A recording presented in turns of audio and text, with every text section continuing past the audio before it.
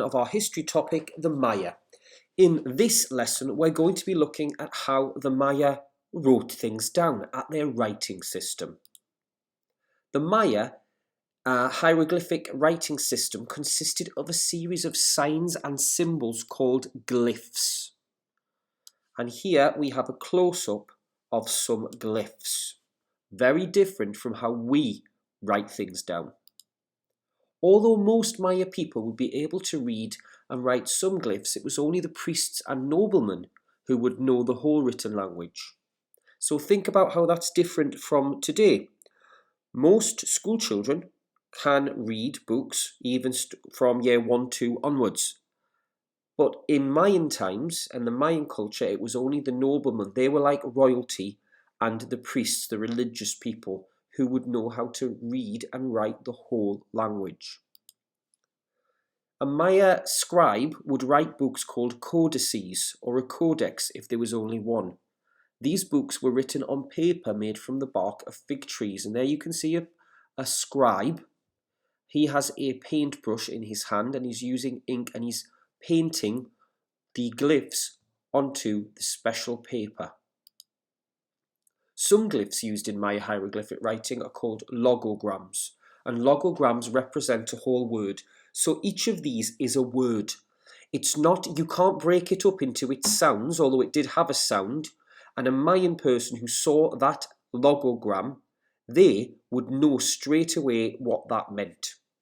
That is different from English, where we make our words using letters which represent sounds, but these represent an actual whole word.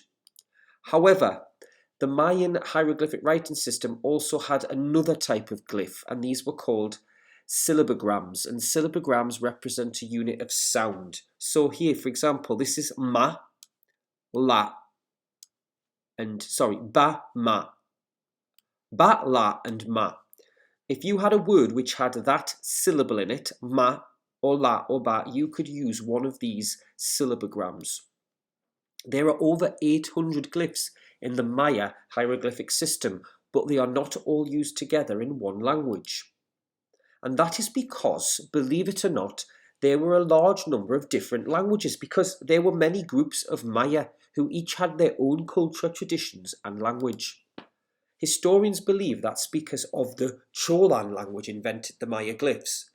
The Yucatec language also had its own hieroglyphic script.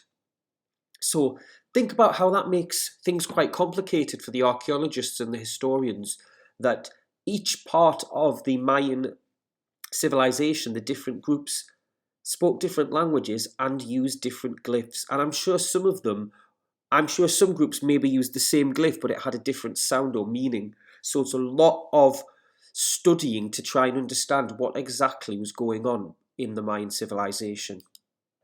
The ancient Maya people inscribed, that means wrote, hieroglyphs onto stone buildings and monuments, or in this case carved. And look, that's still standing today now. Those there represent words. And these were on pottery. They wrote books containing stories and facts. So your task for today, you've got the LO there, which is I can create my own Mayan logogram. So a logogram, remember, stands for one word. Now, you can see here, I think, if you look at these, definitely you can tell how the jaguar represents a jaguar, and I can tell fire as well, because look, it looks like a flame. Mountain, yeah, I can understand how that looks like mountain. Definitely sun as well, because I think that part in the middle there is the sun. Spirit, no. Bone, the person, and the sky, to me, I wouldn't know what they were if I didn't know. So what I want you to do, I want you to choose something. A word, it could be car, house, and it could be plant, or any other things. Have a look around your home, and I would like you to create a logogram for that thing. But please don't just do a drawing. Try and look at how the Mayans changed it a little bit. Look at the fire flame. It's all got its own special style. Same for mountain and jaguar, right? They're all in a square apart from the flame, the fire. So have a go at doing that. If you want to do more than one, that would be wonderful, and I'll look forward to seeing them. So thanks for taking part in this video, and I'll see you in the